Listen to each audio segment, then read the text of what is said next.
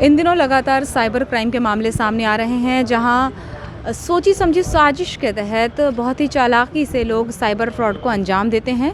एक ऐसे ही मामले का खुलासा बालाघाट ज़िले में भी हुआ है। हमारे साथ हैं मलाजखंड थाना प्रभारी JS जाधवन जी, जिस का आपने कुछ देर पहले ही खुलासा किया एक बहुत बड़े साइबर क्राइम का, उसके बारे में बताएं।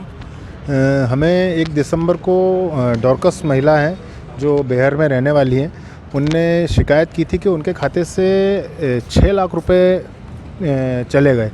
हमें लगा कि ये बड़े अमाउंट है, इतनी बड़ी राशि सीधे जनरल फ्रॉड वाले नहीं निकालते हैं और लगातार इस तरह की वारदातें लगातार बढ़ती जा रही हैं। तो इसमें इन्वेस्टिगेशन टीम हम लोगों ने लगाई। लगातार हमने bank detail, cyber detail, CDR सारी एनालिसिस किया। सारी चीज़ों की जब हमें जानकारी मिली तो हमें इन लोगों की जानकारी लगी कि ये जो खाते जो बनाए हुए हैं, जो ये जगह हैं जहाँ के मोबाइल यूज़ हुए हैं, ये गाज़ियाबाद उत्तर प्रदेश और ग्रेटर नोएडा के आसपास के क्षेत्रों के हैं। जो टीम लेके हम लोग वहाँ पे पहुँचे तो जब हमने इसके निचले लेवल पे इसकी तफ्तीश की तो पता चला कि इसमें जिन लोगों के नाम से खाते बने उन लोगों को जब उठाया गया तो पता चला ये बहुत ही नीचे तबके के मजदूर वर्ग के लोग हैं, जिन्हें खुद ही नहीं पता होता कि सिम कैसे ली जाती है या खाता कैसे बनाया जाता है। जबकि इन खातों की विशेष बात ये थी, ये सभी नियो बैंकिंग से बने। नियो बैंकिंग जिसमें सबसे कम KYC का उपयोग किया जाता है और कोई भी आदमी कहीं भी बैठ के किसी भी तरह का खाता ऑनलाइन बना लेता है। इन खातों का उपयोग करने के बाद ये लोग क्या करते थे कि इन खातों से लिंक आदमी जो होता था वो अगली लिंक आदमी के साथ कनेक्टेड होता था।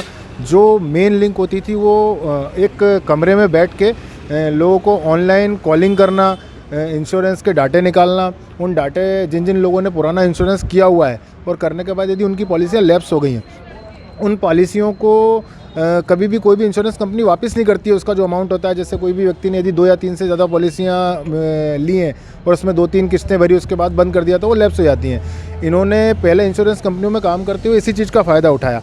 इनने लोगों को सिंपल कॉलिंग की, करने के बाद जब इन लोगों को पता चल गया कि हाँ ये लोग ऐसी हैं जिनकी पॉलिसियाँ हैं, जिन लैप्स हो चुकी हैं, उन लोगों को इन्होंने अपने फ़र्जी फ़ोनों से फ़ोन लगाया और फ़ोन लगा के उन लोगों को बताया कि हम आपकी जो पॉलिसी है वो म्यूचुअल हो चुकी है, उसका पैसा आपको बढ़ा के दिलवा देंगे, आपको उसका वो दिलवा से डलवाए। और वो कुछ इन लोगों ने इन लोगों के ऑनलाइन ट्रांजेक्शन करके OTP और कार्ड की जानकारी लेके इन लोगों ने 3,25,000 रुपये और निकाले। इस तरह इन खातों में हमारे यहाँ का जो अपराध था उससे 6,25,000 रुपये गए थे। जब हमने इसकी विस्तृत तस्दीक की तो हमें पता चला कि विगत 3 माह में इन खातों में करीबन 50 से 55 लाख का ट्रांजैक्शन हुआ है। मतलब उत्तर प्रदेश, राजस्थान, गुजरात, महाराष्ट्र, हरियाणा, मध्य प्रदेश, ग्रेटर नोएडा सभी जगहों से ये लोग इसी तरह की धोखाधड़ी ऑपरेट कर रहे हैं और करने के बाद जो भी पैसा आता है उसको निकाल रहे हैं। निकालने के लिए विभिन्न लेयर में अपना काम करते थे।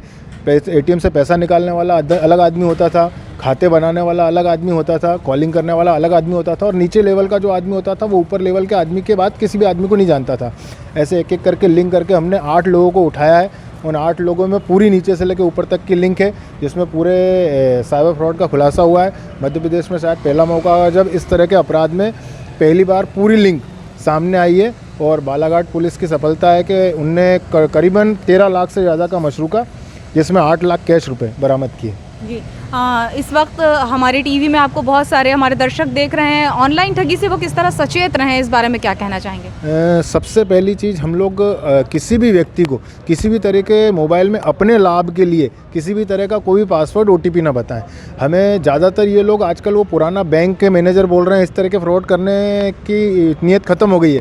आजकल ये लोग बहुत ही रिसेंट वाली चीज़ें यूज़ कर रहे हैं। जिस चीज़ की हमें नीड है, जिस चीज़ की हमारी कमी है या जो हमें लग रहा है कि यार ये चीज़ हमारे साथ हो गई, उन्हीं चीज़ से जुड़े हुए क्वेश्चन करते हैं और आप खुद आगे रह के उन्हें वो जानकारी देते हैं क्योंकि आपको लगता है इससे आपको लाभ मिलेगा। लेकिन ये फैक्ट है कि वास्तव में आज की डेट में कोई भी व्यक्ति किसी भी तरह की कोई भी मुफ्त चीज़ नहीं दे रहा है और इसी चीज़ का ध्यान हम सभी लोगों को रखना है और किसी भी तरह के OTP या किसी भी तरह की कोई भी जानकारी चाहे बैंकिंग की हो शेयर नहीं करना।